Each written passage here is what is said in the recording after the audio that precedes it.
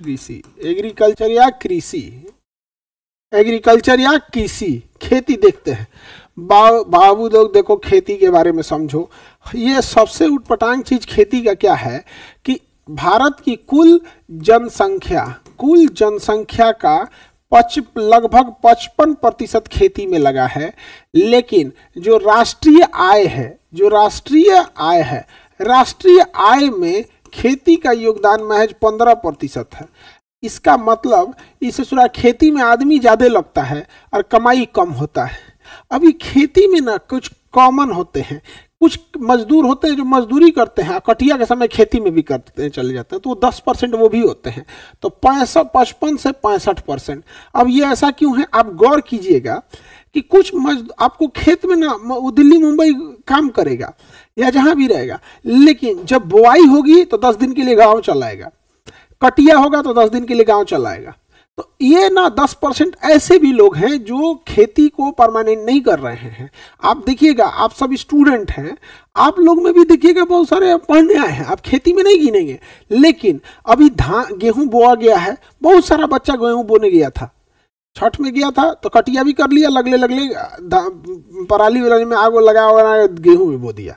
अभी देखना बच्चा सब यहाँ से होली की छुट्टी में जब जाएगा ना, मार्च लास्ट में होली होगा, तो होली की छुट्टी में जाएगा तो गेहूं काट उठ के आएगा, अब मुंह झौसा के आएगा एकदम चित का बड़ा होके। इसे राष्ट्रीय आय समस्या है। आप बताओ 55 से 65% इंसान जिस काम में लगा हो और महज 15% का इनकम, बहुत दिक्कत है खेती में, बहुत दिक्कत है। अब जैसे कोई दुकान करेगा, डेली इनकम होगा, लेकिन खेती में क्या है कि भाई आप तुम फसल लगा दो, 3 महीना 4 महीना इंतजार करो, एक फसल लगाने में मेहनत इतना ज्यादा, फ्लड इरिगेशन करो, पानी भरो खेत में, खेत को बनाओ, ट्रैक्टर चलाओ, उसमें अलग अलग टाइप के ट्रैक्टर के वो होते हैं, जोतने वाले जो मशीन होते हैं वो अलग अलग वाले टाइप के होते हैं, हर फसल में अलग मेथड अपनाया जाता है। फिर खाद डालो, पानी डालो, उसमें बिया लगाओ, फिर उसको कीटनाशक से बचाओ, कीड़े ना लग जाए, उसमें बीमारी ना आ जाए उससे बचाओ, गधा ना चढ़ जाए, कोई जानवर ना चढ़ जाए उससे बचाओ,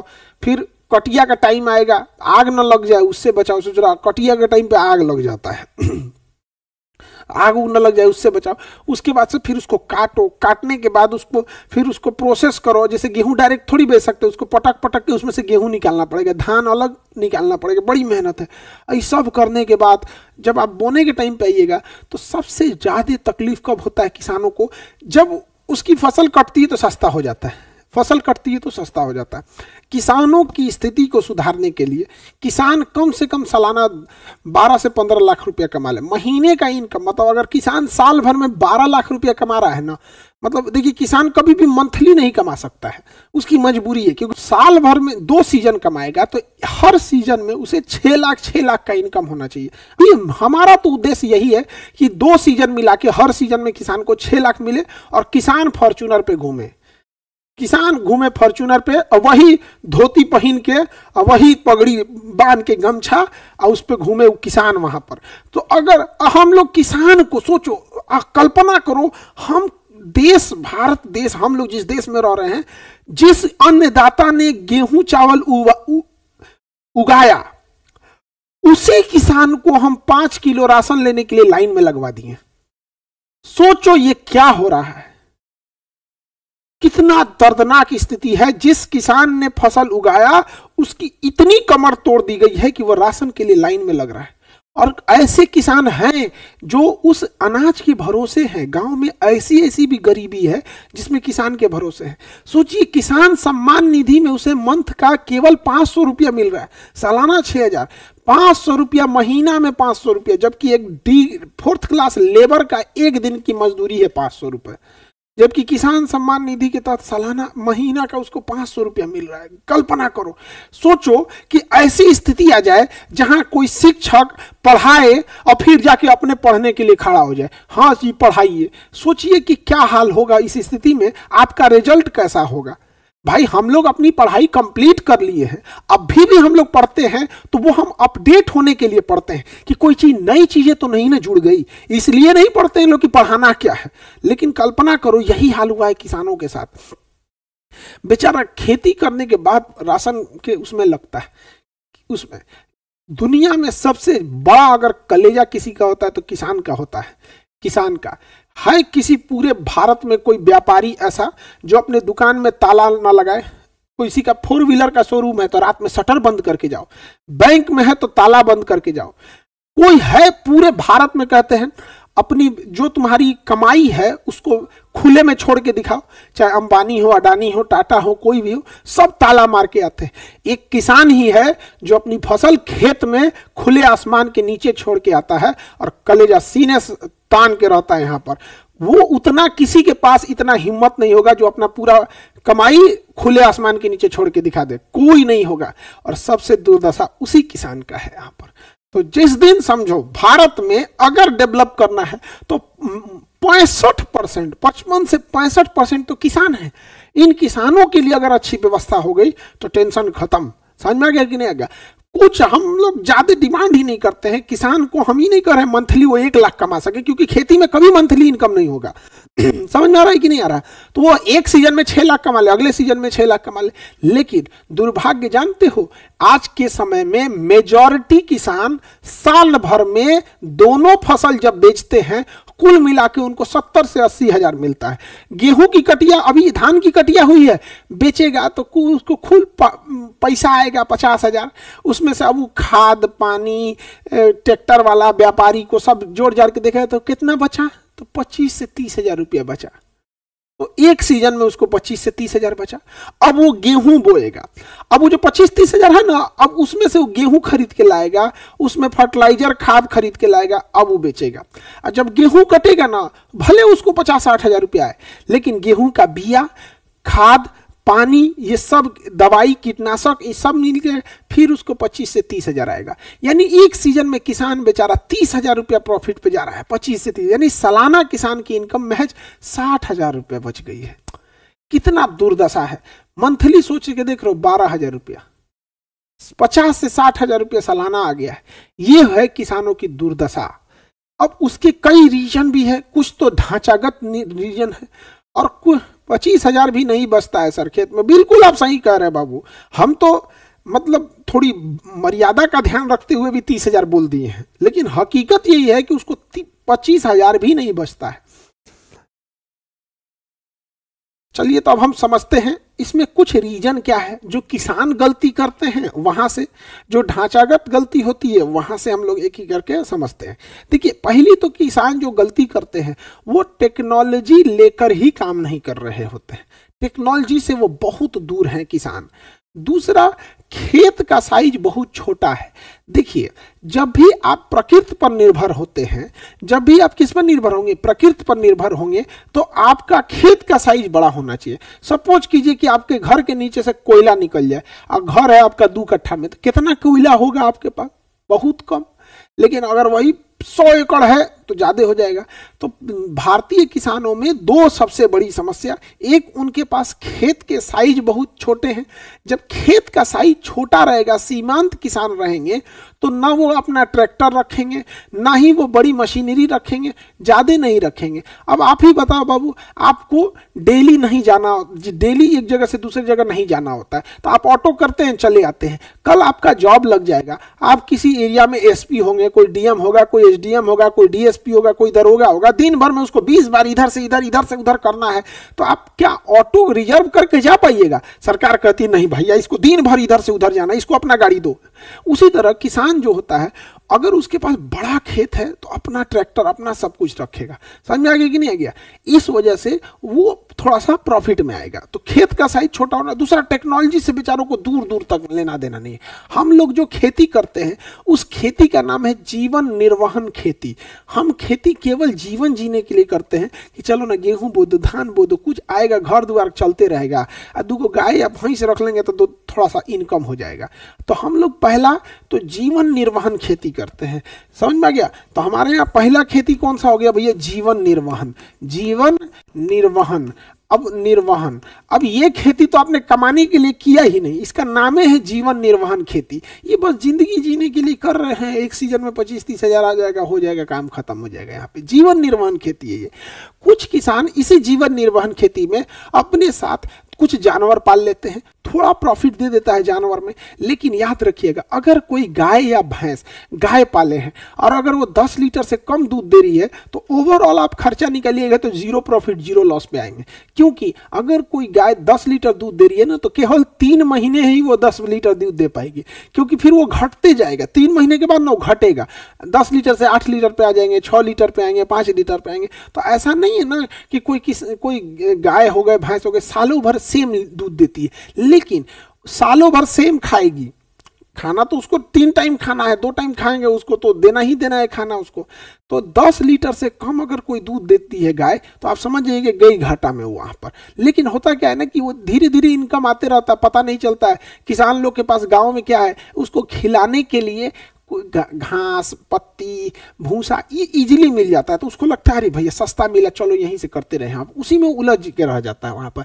समझा गया? तो जब वो खेती के साथ पशुपालन भी कर देता है, खेती भी करे, क्या करे बाबू, खेती भी करे, खेती प्लस पशुपालन, पशु भी पाल ले, तो उसे कहते हैं मिश्रित खेती। क्या कहेंगे? मिश्रित खेती, मिश्रित खेती कहते हैं। तो भारत में सर्वाधिक कौन सा होता है? जीवन निर्वहन, और उसके बाद क्या हो जाता है? मिश्रित खेती हो जाता है, जीवन निर्वहन। ये तो कबो कुछ नहीं हो पाएगा, आदमी इसी में उलझा रहेगा। उससे ठीक ठाक कौन सा है? मिश्रित खेती। मिश्रित खेती, मिश्रित खेती से अच्छा होता है समेकित कृषि। समेकित, समेकित का मतलब होता है इंट्रीगेटेड, इंट्रीगेटेड, इंट्रीगेटेड खेती, इंट्रीगेटेड। इसे कहता है मिक्स्ड। इसे क्या कहेंगे? मिक्स्ड। ये तो समझ में आ गया। मिक्स्ड खेती किसे कहेंगे? जब आप खेती भी कीजिए और पशुपालन भी कीजिए। क्या कहिए? पशुपालन, पशुपालन भी कहे। लेकिन ये क्या होता है? समेकित कृषि या खेती के साथ साथ ये एक एडवांस टेक्नोलॉजी है। एडवांस टेक्नोलॉजी के तहत एक का वेस्ट पदार्थ दूसरे के लिए भोजन बन जाता है, एक का वेस्ट पदार्थ दूसरे के लिए भोजन बन जाता है। जैसे देखो, मछली जो होता है उसके शरीर को हाई प्रोटीन चाहिए, हाई प्रोटीन चाहिए, लेकिन मुर्गी जो होती है, सब मुर्गी का जो बीट होता है, जो टॉयलेट लेट्रिन जो होता है मुर्गी का, वो बहुत ही ज्यादा हाई प्रोटीन मिनरल वाला होता है। तो जब हम उसमें डाल देते हैं तो मछली जो होती है वो उसको खा लेती है। मछली क्या कर जाती है? खा जाती है। लेकिन मछली का जो डाइजेस्टिव सिस्टम है ना, उसमें से केवल प्रोटीन निकाल लेता है, केवल प्रोटीन निकाल लेता है, बाकी उसके वेस्ट पदार्थ को फेंक देता है। जैसे हम नाक से सांस जब लेते हैं तो हम ऑक्सीजन नहीं लेते हैं, विभिन्न प्रकार की गैस लेते हैं, जैसे कार्बन डाइऑक्साइड, CO2, कोई सिगरेट पी के धुआं उड़ाया है, कहीं कुछ हो रहा है, लेकिन हमारा फेफड़ा उसमें से केवल ऑक्सीजन छीन लेता है, बाकी सबको वापस कर देता है। उसी तरह जो मछली जो होती है, जो मुर्गी बीट करती है, जो उसका लेडी होता है, बीट होता है उसका, तो उसमें से केवल मछली का जो पाचन तंत्र है केवल प्रोटीन खींच लेता है, बाकी वेस्ट पदार्थ को फेंक देता है।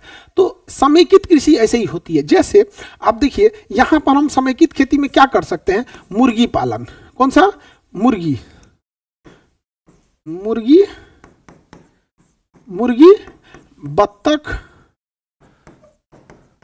मछली। अब समझो क्या है, ध्यान से समझो। मुर्गी के साथ बत्तख या मुर्गी पाल लीजिए, उसके साथ क्या पाल ले? मछली। अब जैसे ये तालाब है, ध्यान से समझो, ये तालाब हो गया, ये क्या हो गया? तालाब। अब यहां पर बना दो मुर्गी के रहने वाला, मुर्गी के रहने वाला यहां बना दो, यहां खंभा डाल देते हैं यहाँ पे, ताकि ये स्ट्रक्चर इस तरह बना रहेगा, इसमें पानी है, यहां पानी है। अब आप समझो ध्यान से, मुर्गी का जितना भी वेस्ट पदार्थ होगा वो इसमें से नीचे गिर जाएगा। आपको इसे साफ करने की जरूरत नहीं है, उसको गैप गैप देके बनाना है, जाली जाली टाइप का गैप हो ताकि नीचे चला जाए। ऐसे झाड़ देंगे तो नीचे चला जाएगा। तो यहां से मुर्गी हो गई, और इसमें क्या पाल दीजिए? मछली। अंदर क्या रहेगी? मछली। अंदर मछली है, मछली का भोजन हो गया, आधा तो ऐसे हो गया। अब मछली को जो दूसरी चीजों की जरूरत होती है वो ऑक्सीजन की। ऑक्सीजन मछली को तभी मिलेगा जब पानी में हलचल हो। पानी में क्या हो? हलचल हो। हलचल करने के लिए आप बत्तख पाल दीजिए। आप क्या पाल दीजिए? बत्तख। यहां पे बत्तख, बत्तख, बत्तख जो होते हैं सब ना, इसे पानी पसंद है। बत्तख जलीय जीव नहीं होते हैं, इसे पानी पसंद है। अच्छा, बत्तख में भी जो पीले रंग का बत्तख होता है ना, पुलिस की वर्दी के टाइप का होता है, खाकी कलर का, उसे खाकी कैम्बल कहते हैं। खाकी कैम्बल बत्तख जो होता है वो शाकाहारी भी रहेगा और वो अंडा भी ज्यादा देता है। शाकाहारी भी रहेगा और अंडा भी ज्यादा देगा और बतख में बीमारी भी कम आएगी। तो इधर से जो बतख का वेस्ट पदार्थ होगा वो भी गिरेगा, और बतख जब पानी में चलेगा तो पनिया के नीचे तैरते हैं ऐसे पैरवा मारते मारते, ढेर सारे बतख चलेंगे सब, तो ऑक्सीजन की भी पूर्ति हो जाएगी। और बतख की एक खासियत होती है कि वो पानी में जितने हानिकारक कीड़े होते हैं, सब हानिकारक कीड़े, उसको बतखवा खा जाएगा, हानिकारक कीड़े को बतख खा जाएगा, तो पानी भी क्लियर रहेगा। तो इसे क्या कहेंगे? समेकित खेती, इंटीग्रेटेड फार्मिंग, समेकित खेती या इंटीग्रेटेड फार्मिंग। और बतख सब में आप रेगुलर रहिएगा, चूना उना का छिड़काव कीजिएगा। आप देखिए मुर्गी और बतख इन दोनों के बैठने का जगह जो होता है वो साफ रहना चाहिए। तो जरूरी है कि आप इसे हर हफ्ते चूने का छिड़काव करें। चूना नहीं छिड़केंगे तो बीमारी आएगा। तो जैसे इस पे चूना छिड़केंगे तो चूना नीचे गिरेगा, और जैसे चूना पानी इसमें गिरेगा ऑक्सीजन बना देगा। चूना पानी में गिरते क्या बनाने लगेगा? ऑक्सीजन। तो जो हम चूना छिड़काव किए मुर्गी की सफाई के लिए, बतख के सफाई करने के लिए, जब वो चूना नीचे गिरेगा तो ऊपर तो सफाई भी कर दिया, और नीचे जैसे पानी में गिरेगा तो रिएक्शन करके चूना क्या बनाएगा? ऑक्सीजन बना देगा। तो मछली को ऑक्सीजन की भी पूर्ति हो गई। छोटी मछली को खा जाएगा। बतख शाकाहारी वाला ले रहे हैं या मांसाहारी वाला ले रहे हैं, इस पर डिपेंड करता है। बकलो अगर इसमें मांसाहारी बतख रख देगा मांसाहारी बतख रख देगा, कुल मछली खा के चल जाएगा। यहाँ नहीं समझे? आगे बढ़े। उसी को क्या कहते हैं? समेकित खेती। अब देखो मछली जो होती है, मछली को तालाब का ढाल तिरछा चाहिए होता है, तो इसलिए तालाब का ढाल जब तिरछा बनाएंगे तो मछली के लिए अच्छा होता है। लेकिन तालाब का ढाल खड़ा बना दीजिएगा, खड़ा तालाब का ढाल बना दीजिएगा तो वहां झींगा के लिए अच्छा होता है। तो चारों कोना जो रहेगा उसमें एक कोना का ढाल एकदम खड़ा बना दीजिए, उधर झींगा पाल दीजिए, खत्म कहानी, हो गया झींगा। समझ में आ गया कि नहीं आ गया? तो इसी को क्या कहते हैं? समेकित खेती, इंटीग्रेटेड फार्मिंग कहेंगे। क्या कहेंगे? Integrated farming. तो बताओ सबसे खराब इसमें कौन है? जीवन निर्वहन। उससे बेहतर है मिश्रित खेती, और मिश्रित से भी बेहतर है कौन सी खेती है? समेकित खेती है, समेकित खेती। अब ध्यान से समझो, ये जो तालाब है, ये तालाब के पास पानी रहेगा कि नहीं रहेगा? तालाब के पास पानी रहेगा तो इसके साइड साइड में आप केला का पेड़ बो सकते हैं। क्या बो सकते हैं? केला का पेड़, क्योंकि केला को बहुत ज्यादा पानी चाहिए। केला को क्या चाहिए? बहुत ज्यादा पानी चाहिए। हो गया, केला के पेड़ को बहुत ज्यादा पानी चाहिए, तो साइड साइड में आप क्या बो दीजिएगा? केला का पेड़ बो दीजिएगा। हो गया। इससे फायदा क्या होगा कि अगर आपके खेत में, आपके तालाब में कोई जलन से जहर फेंक दिया ना, तो मछली के मरने की संभावना फिक्स है कि मर जाएगी। लेकिन जहर फेंकने की जानकारी अगर आपको मिल गई और समय रहते आप ये केला का पेड़ काट के उसमें फेंक देंगे ना, तो आप केला में देखिएगा ना, अंदर ना सेल बने होते हैं, छोटे छोटे छोटे छोटे, उसमें ना मोखा मोखा बना होता है, तो खींच लेता है अपने अंदर।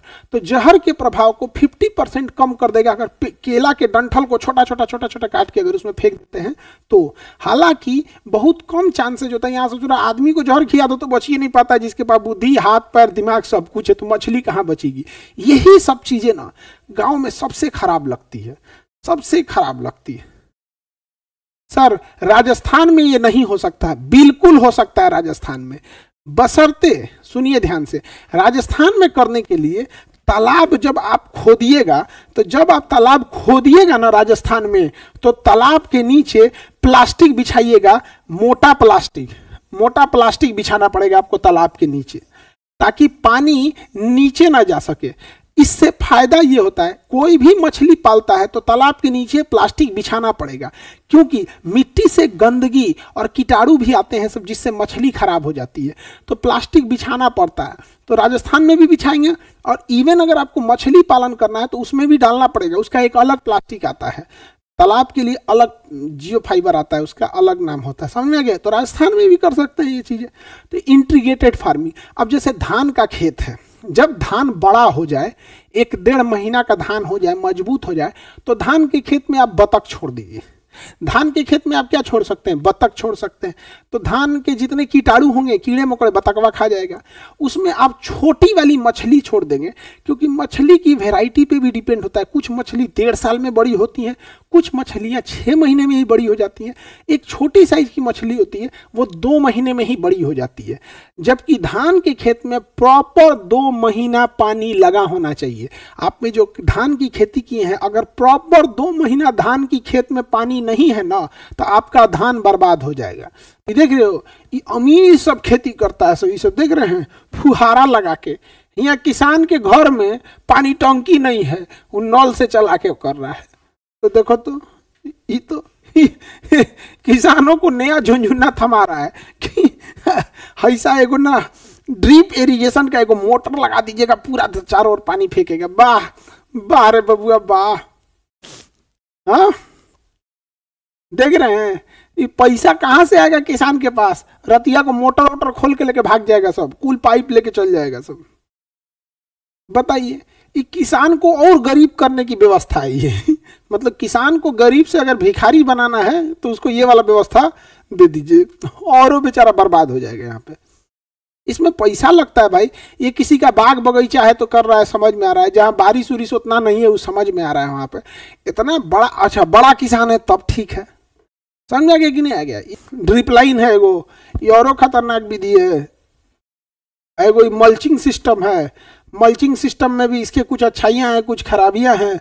मल्चिंग पेपर में इस तरह से खेती करने की भी कुछ अच्छाई है, कुछ खराबी है। ऐसे बेड बना के मिश्रित खेती, मिश्रित खेती में पशुपालन भी साथ हो जाता है, मिश्रित खेती में पशुपालन भी साथ हो जाता है। उसके बाद समेकित खेती, समेकित खेती, इसी को इंटीग्रेटेड फार्मिंग, इंटीग्रेटेड फार्मिंग कहते हैं। यहाँ तक तो समझ में आ गया। अब उसके बाद drip irrigation, drip farming, drip farming या ड्रॉप फार्मिंग। ड्रॉप मतलब पानी के बूंद बूंद बूंद बूंद पहुंचाना, क्या कहलाता है? ड्रिप इरिगेशन कहलाता है। क्या कहलाता है? Drip irrigation. Drip farming drip irrigation कहलाता है। क्या है भैया ड्रिप इरिगेशन? समझो ध्यान से। हम इसमें ना पाइप वगैरह का यूज करते हैं। देखो ध्यान से, पाइप वगैरह का यूज करते हैं। कैसे यूज करते हैं पाइप का? देखो, इसे कहते हैं ड्रिप लाइन। देख रहे हैं, ये ड्रिप लाइन है। यहाँ पर ये अलग टाइप का होता है ड्रिप लाइन। ये पाइप होता है, इसके साथ एक क्लिप दिया होता है। अलग अलग टाइप के क्लिप होते हैं। क्लिप में ना एक सुराख बना होता है। जितना छोटा सुराख रहेगा उतना कम पानी निकलेगा, जितना बड़ा सुराख रहेगा उतना पानी निकलेगा। हर सुराख में फिक्स होता है कि अगर इसमें वो वाला सुराख करेंगे, अब से सुराख बंद कर सकते हैं। इस पाइप की खासियत ये क्या है कि इसमें सुराख डाल सकते हैं, फिर उसमें कैप लगा के बंद कर सकते हैं। यानी आपकी मर्जी पे है कितना पानी देना चाहते हैं। अगर छोटा सुराख करेंगे तो होगा कि 1 घंटे में 1 लीटर देगा, बड़ा सुराख करेंगे तो 1 घंटे में 2 लीटर देगा। तो जिस फसल को ज़्यादा चाहिए वहाँ ज़्यादा वाला क्लिप लगाइए, जहाँ कम चाहिए वहाँ कम वाला क्लिप लगाइए। तो ड्रिप इरिगेशन से फ़ायदा यही है कि पानी की मात्रा को आप कंट्रोल कर सकते हैं। इससे दूसरा फ़ायदा क्या है? आपके फसल में पानी जा रहा है यहाँ पर। अब समझो ध्यान से कैसे बिछाया जाता है। जैसे ये आपका मेन पाइप हो, यहाँ से आपने एक टंकी रख दिया। क्या रख दिया? टंकी। और इस टंकी से एक मेन पाइप निकाल दिए, एक मेन पाइप निकाल दिए यहाँ पे, ठीक है। अब ध्यान से समझो। अब यहाँ से हम ना एक ड्रिप लाइन निकालते हैं। ये ड्रिप लाइन हो गया, ये ड्रिप लाइन खेत में लेके चले गए, यहाँ से ड्रिप लाइन लेके चले गए, ठीक है। अब ध्यान से समझना, ये बड़ा महंगा खेती होता है। इसमें पानी भर दिए, इसमें दवा भर दिए, इसमें क्या भर दिए? दवा भर दिए। और यहाँ से मोटर से कनेक्शन डाल दिए, यहाँ से मोटर लगे दिए, मोटर से कनेक्शन इसमें डाल दिए, ठीक है। इसमें से मोटर से कनेक्शन डाल दिए। यहाँ पे एक चाबी लगा दिए चालू करने या बंद करने के लिए। अब यहाँ के दोनों साइड में हम खेती कर देंगे। इसके दोनों साइड में क्या करेंगे बाबू? खेती करेंगे। इसके दोनों साइड में खेती, यहाँ से खेती होते कुछ कर देंगे, यहाँ से फसल लगा देंगे, यहाँ से खेती कर देंगे। अब आप समझ रहे हैं, यहाँ दोनों साइड में हमने क्या कर दिया? खेती कर दिया।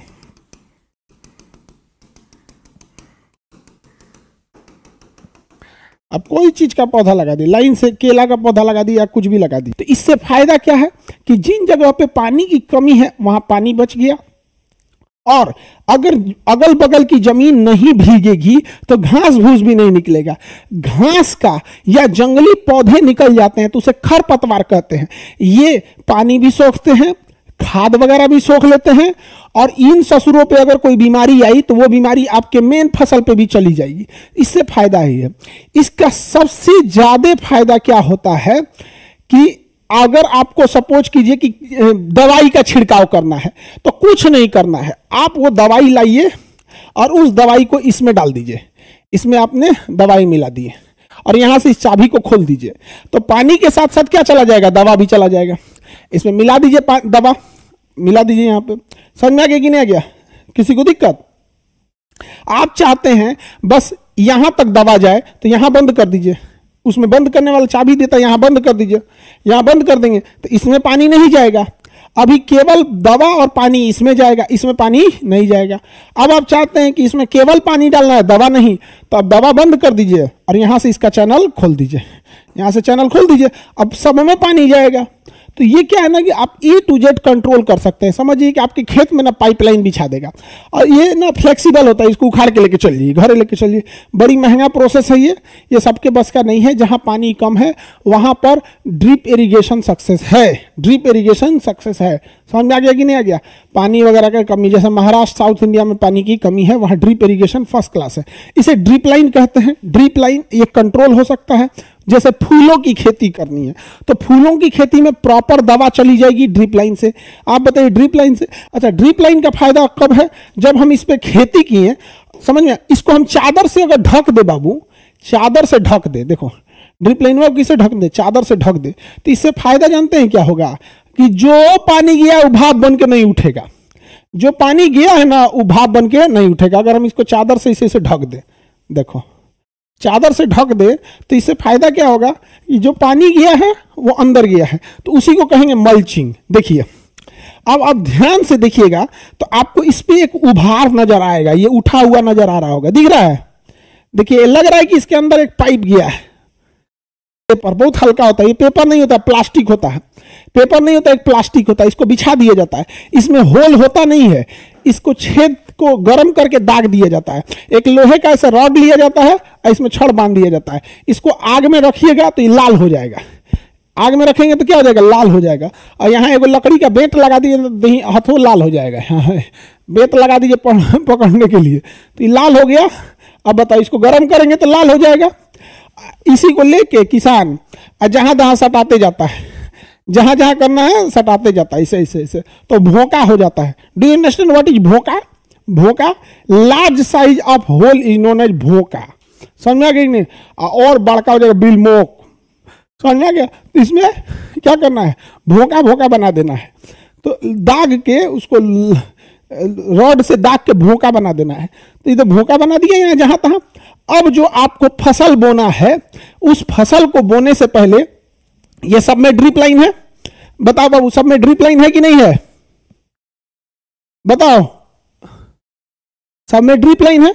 तो जो दवाई छिड़कना है, पहले ड्रिप लाइन में दवाई छिड़क दीजिए, पानी छिड़क दीजिए, पानी उड़ेगा ही नहीं, मिट्टी नम हो गई। अब इसमें पौधा लगा दीजिए, आपको टमाटर बैगन जो बोना है बो दीजिए यहां पे। अब समझो इससे फायदा क्या है? इससे फायदा यह है कि बीमारी ससुराल लगेगा ही नहीं। देखो इधर पानी गया ही नहीं, इधर पानी गया ही नहीं, तो खेत में कोई फालतू खरपतवार निकलेगा ही नहीं।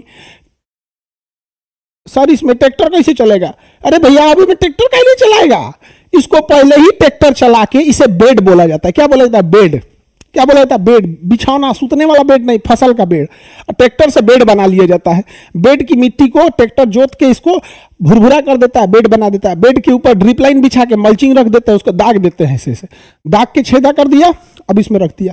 अब बताओ, अगर फिक्स है कि टमाटर में इतना ही पानी जाना चाहिए, तो आप उस पाइप में, ये जो पाइप आता है, इसमें जितना बड़ा साइज का क्लिप आएगा, अपने से नहीं छेद करना पड़ेगा, क्लिप आता है कि 1 घंटा में कितना लीटर पानी, 2 घंटा में कितना लीटर, उतना क्लिप होता है। जैसे देखिएगा आपके इंजेक्शन भी अलग अलग साइज का आता है। छोटा बच्चा का इंजेक्शन अलग, बड़ा का अलग, भैंस का अलग, घोड़ा का अलग, हाथी का अलग, अलग अलग आता है। समझ में आ गया कि नहीं आएगा? तो वैसे ही इसमें एक इंजेक्शन टाइप का आता है, लगा दीजिए और उसका ढक्कन बंद कर दीजिए। तो जिस फसल को जितना चाहिए उतना ही इसमें जाएगा। क्या खरपतवार निकला? नहीं। तो खरपतवार को निकालने वाले का पैसा बच गया, वरना खरपतवार के लिए वो दवाई छिड़कते थे। क्या पानी ज्यादा लगा? नहीं। तो थोड़ा सा पानी का पैसा बच गया। क्या इसमें ज्यादा कीटनाशक डालना पड़ा? नहीं, कम ही डालना पड़ा। ड्रिप लाइन में डाल देंगे, कम कम चला जाएगा। क्या इसमें ज्यादा उर्वरक की जरूरत पड़ी? नहीं, कम ही पड़ी, पानी में डाल देंगे सब चल जाएगा। यहाँ पे ज्यादा बीमारी लगेगी? नहीं। तो ये सब में जो पैसा लगे बचेगा, ये सब में जो पैसा बचेगा वही पैसा का ही मल्चिंग पेपर आ जाएगा। तो ओवरऑल प्रॉफिट उतनी होने वाला है। समझा गया कि नहीं आ गया? मल्चिंग सस्ता थोड़े आता है। अब बात बताओ, किसान जो है अगर ये कहे कि सरकार मल्चिंग पेपर पर सब्सिडी दे, सरकार इस ड्रिप लाइन पर सब्सिडी दे, तो किसान को फायदा हो जाएगा। खेती की सबसे बड़ी समस्या समझो बाबू, सबसे बड़ी समस्या क्या है? उसका 30% प्रॉफिट फसल जो होता है वो कीड़े मकोड़े बर्बाद कर देते हैं, और स्टोरेज क्षमता न होने की वजह से 30% फसल बर्बाद हो जाता है। तो 60% तो बर्बादे हो गया, और 40% तो किसान की अपनी लागत होती है। मल्चिंग लगाओ, कीटनाशक डालो, खेत में यूरिया पोटाश डालो, ये करो, तो किसान आ जाता है नील बट्टा सन्नाटा, जीरो प्रॉफिट पे चला आता है। बताओ मल्चिंग पेपर समझ में आया? 40% ही बचता है, 40% नहीं बचता है, 40% उसका लागत होता है। ये सब्जी की खेती के लिए सक्सेस है, सब्जी के लिए सक्सेस है, और फूलों की खेती के लिए सक्सेस है। ये धान है, मैं धान बोएगा रे तुमसे, उससे अच्छा गमला में बोलो। बड़ी महंगा है धनिया पत्ती अभी, तो इसमें फसल जल्दी हो जाती है। समझ गया? इसमें मिर्चा, साग, लेट्यूस, ये जो महंगी महंगी फसल है, गोभी गोभी गोभी एक एक लगाना पड़ता है, इसमें पहले हो जाता है। तो होता क्या है ना कि जिनके पास पैसा ऐसा है, लहसुन इसमें पहले हो जाता है, धड़ाधड़ पहले लगा के निकल जाओ। अब आप समझो, आपके खेत में धनिया निकलेगा दिसंबर में, तो धनिया हो जाएगा 20 रुपया किलो। आप 1 किलो आलू खरीदेगा ना तो तन सा धनिया डाल देगा। पटना में देखिएगा जब धनिया सस्ता होता है ना, तो आप सब्जी खरीदेगा तो तन सा धनिया, 4 गो मिर्चा डाल देगा, इसे वो तब डालेगा जब सस्ता। तो नहीं अभी मांगो ना, तन सा धनिया डाल दीजिए, ऐसे देखेगा जैसे लगेगा किडनी मांग ली आप उसको। अरे भाई साहब, वो किसान कहां से देगा आपको? 300 रुपया केजी उसको पड़ रहा है। तो इसका सबसे बड़ा फायदा, टेक्निकल एडवांटेज यही है कि आप इसमें उस फसल को बोइए जो पहले आ जाता है। यहां पर समझ आ गया कि नहीं? ड्रिप लाइन लगा के पहले पहले दिमाग लगा के बेचिए। जैसे दुकानदार कैसे बिजनेस करता है कि गर्मी के दिन में ही ना कंबल उम्बल का ऑर्डर करके अपने गोदाम में रख लेगा। अभी अभी कोई कंबल खरीदे, ऑब्वियस बात है महंगा पड़ेगा उसको, तो वो दुकानदार क्या करता है? गोदाम में भर के रख देता है। टमाटर बो दीजिए इसमें, तो इसमें फिक्स चीजें ही बो सकते हैं। मैंने कहने का मतलब क्या है कि जो अनाज है, जैसे गेहूं है, बाजरा है, मक्का है, दाल है, ये सब नहीं बो सकते, क्योंकि ना ये बहुत ज्यादा झुंड में लगते हैं। सिंगल सिंगल पौधा आप लगा सकते हैं इसमें। समझ में आ रहा है कि साग सब्जी लगा सकते हैं। अब जैसे देखो, ये मल्चिंग पेपर लगा दिया, ये देखो ये गोभी या लेट्यूस लगाया है, लेट्यूस है ये लेट्यूस क्या है? लेट्यूस बड़ी महंगा मिलता है। लेट्यूस कितना का मिलता है जी? 200 रुपया का इतना मिलता होगा, बड़ी महंगा मिलता है लेट्यूस। ये क्या होता है लेट्यूस? आप देखिएगा ना, जितने महंगे रेस्टोरेंट में जाइएगा तो कहेगा कि लेट्यूस एगो साग के पत्ता, ये तो है लेट्यूस ही है ना। जो किसान ये सब खेती करेगा ना, टेक्निकल खेती, उससे फायदा ज्यादा हो जाएगा। अभी बताओ कितना साफ सुथरा खेत लग रहा है ना, खेत में कीचाहीन है ना, कुछ है, पानी कम लगा, खरपतवार कम लगा। समझ में आ गया कि नहीं गया? आरटी की जरूरत नहीं है। Let us understand how this process is work. Okay, so all students listen to me carefully. I am going to discuss about the aeroponic system, how this system works. In this system there is no need of soil. This work only on the water and air. Okay, so firstly we will make a tower. चलो अब अपनी भाषा पे आ जाते हैं हम लोग, ठीक है? ऐसे लगता है ना कि बहुत समझदार मास्टर है। देखो ऐसे एगो धोधर पाइप ले लेंगे, पाइप ई पाइप में जगह जगह बिलमोक कर देंगे, जगह जगह इसे बिलमोक कर दिए, जगह जगह क्या कर दिए? बिलमोक कर दिए, ठीक है? इसमें ना एक ऐसे तिरछा पाइप पहना देंगे, ऐसे तिरछा पहना देंगे इसको, ठीक है? ऐसे पहना दिए। नीचे एक बाल्टी लगा देंगे, बकेट। नीचे क्या लगा देंगे? बकेट। इस बकेट में क्या रखेंगे? पानी। इस बकेट में रखेंगे पानी। अब ध्यान से समझो, ये जो प्लास्टिक वाला गिलास होता है, प्लास्टिक वाला नहीं गिलास होता है जिसमें चाय पी के आदमी फेंक देता है, चाय पी के क्या करता है? आदमी फेंक देता है। उस प्लास्टिक वाले गिलास को ब्लेड से फाड़ देंगे, ऐसे फट जाएगा। उसमें गिलास है, जैसे ही प्लास्टिक वाला गिलास है, सपोज करो प्लास्टिक, इसको जगह जगह काट देंगे। क्या कर देंगे? काट देंगे। तो ये गिलास को काट दिए। अब लेंगे कोकोपीट, कोकोपीट क्या होता है बाबू? Cocopeat, how many of you know about the cocopeat? Anyone know about cocopeat? No, it's very shameful for you student. In 2024 you don't know about any knowledge about cocopeat. Very bad, very bad. Cocopeat नारियल का जो बाहर का छिलका होता है ना, नारियल का खोल, कोको जीरो लिखा गया जी, कोकोपीट.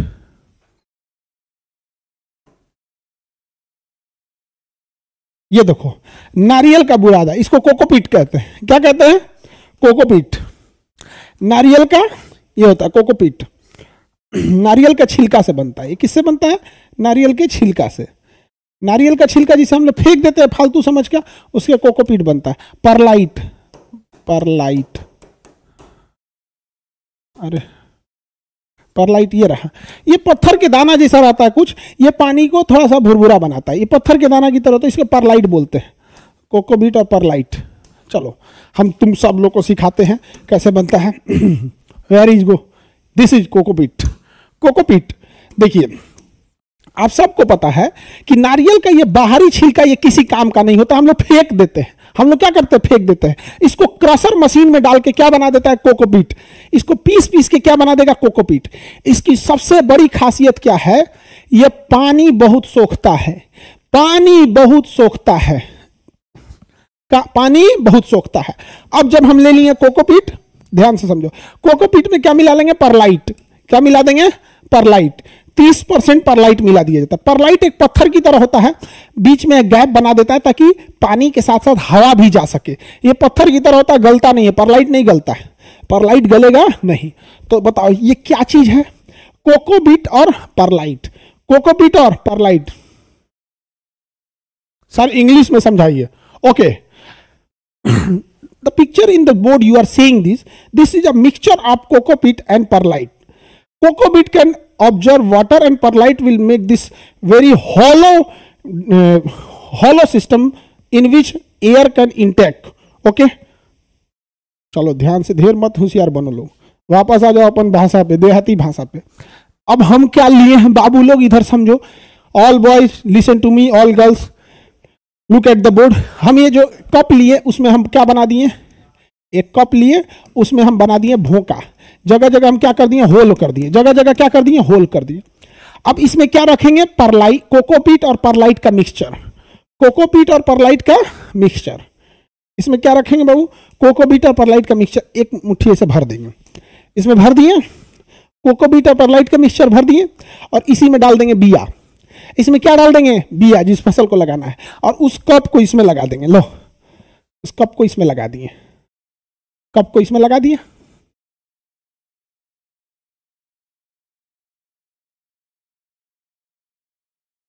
ठीक है, लगा दिए. अब ध्यान से समझो, यहां से एक पाइप ले जाएंगे ऊपर की ओर.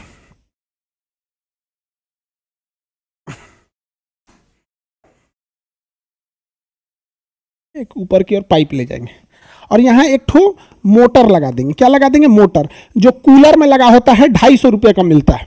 कूलर में एक मोटर लगा होता है 250 रुपये में मिलता है.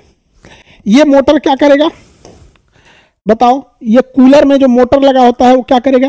क्लास में जो बच्चे पढ़ रहे हैं आप देखिएगा, स्टेज और ऑपरेटर के बीच में एक बाल्टी रखा होगा जिसमें एसी का पानी गिरता है. उसमें वही मोटर लगा है जो पानी को बाहर, क्लास के बाहर फेंक देता है. ये छोटे पावर का मोटर होता है, ज्यादा पानी नहीं फेंक सकता है. इसकी क्षमता 1 से 2 बाल्टी के बराबर होती है.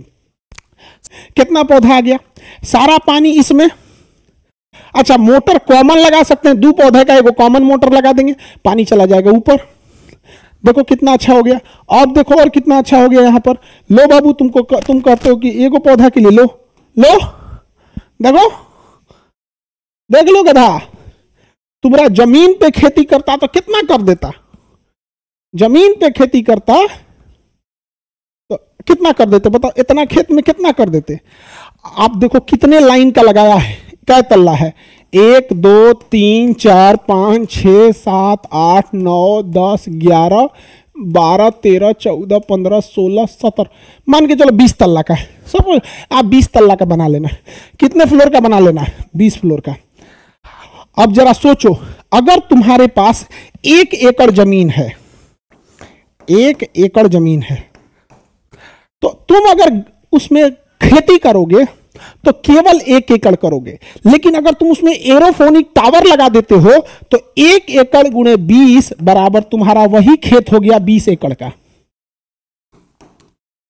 वही खेत हो गया 20 एकड़ का। 2 साल में तुम्हारा पूंजी निकल जाएगा। 2 साल में तुम्हारा पूंजी निकल जाएगा। उसके बाद तुम्हारा खेत है 1 एकड़ का, उत्पादन होगा 20 एकड़ का। 1 से 2 साल में पूंजी निकल जाएगा।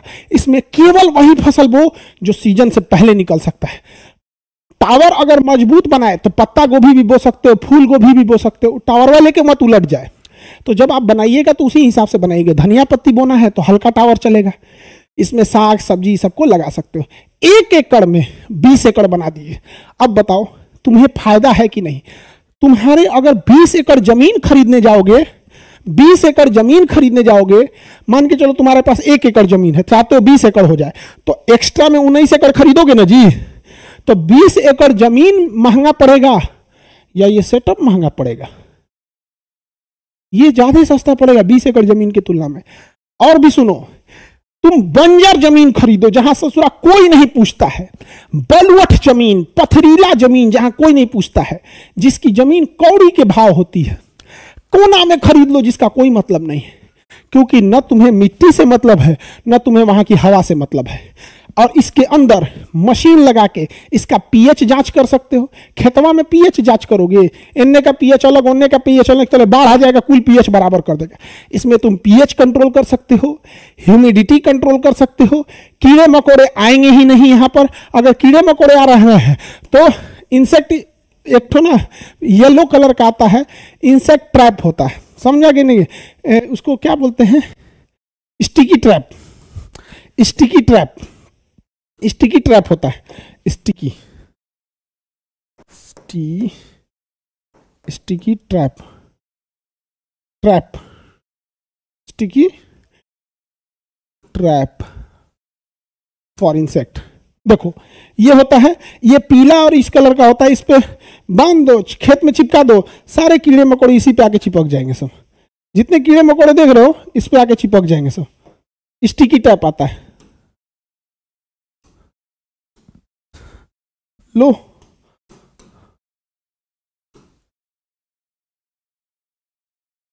पचास को चिपका दो। एक येलो कलर का आता है, ब्लू कलर का आता है, रेड कलर का आता है। किसी किसी कीड़ों को येलो कलर पसंद है, जाएगा वाह वाह मेरा फेवरेट कलर, जो ससुरा चिपक जो। समझ आ गया कि नहीं आ गया? अच्छा, इसमें ज्यादातर मादा चिपकती है सब, क्योंकि रंग बिरंगा कलर, मेहंदी, ये सब महिलाओं को ज्यादा पसंद आता है। अब महिला चिपक गई तो प्रजनन होगा ही नहीं। महिला चिपक गई प्रजनन नहीं होगा, आगे उनका खानदान ही नहीं बढ़ेगा। जो चिपक वहां पे रंग बिरंगा, वाह वाह तितली बनी उड़ के चलू, जो चिपक जो चिपक। आप बताओ, मिट्टी चेंज करने की जरूरत ही नहीं। हो गया? मिट्टी चेंज करने की जरूरत है? नहीं है। इसे कहते हैं एरोफोनिक टावर। क्या कहते हैं? Aerophonic tower. तो जितने लोग बच्चों जो शहर में रहते हैं, लड़के लड़की सब लोग बताओ, जैसे दिल्ली, नोएडा, पटना, लखनऊ, जयपुर, मुंबई, ये जितने लोग रहते हैं, इन लोगों की घरों में बालकनी होती है। बालकनी में 4-4 गो टावर लगा लो। जिसके छत है ऊपर 10 गो टावर लगा लो। अरे कुछ नहीं तो उसमें धनिया पत्ती बो दो, उसमें साग सब्जी बो दो, शुद्ध हवा तो मिलेगा, शुद्ध हवा तो मिलेगा, कुछ तो शुद्ध खाओगे। इससे फायदा क्या होगा? किसानों के जो हम लोग अपनी जरूरत का लगभग 30% उगा लेंगे, तो किसानों का 30% फसल बच जाएगा। अब जब किसानों का यह फसल बचेगा तो हम इसे विदेश में, जैसे सिंगापुर, दुबई, ये सब जगहों पर निर्यात के लिए भेज सकेंगे। तो किसानों को इससे ज्यादा प्रॉफिट होगा। लेकिन दिक्कत यह है कि किसान अपनी फसल कभी सिंगापुर, दुबई मार्केट तक पहुंचा ही नहीं पाता है। लोकल कंजम्पशन इतना ज्यादा है। आप बताओ मित्रों, ऐसा होना चाहिए कि नहीं होना चाहिए?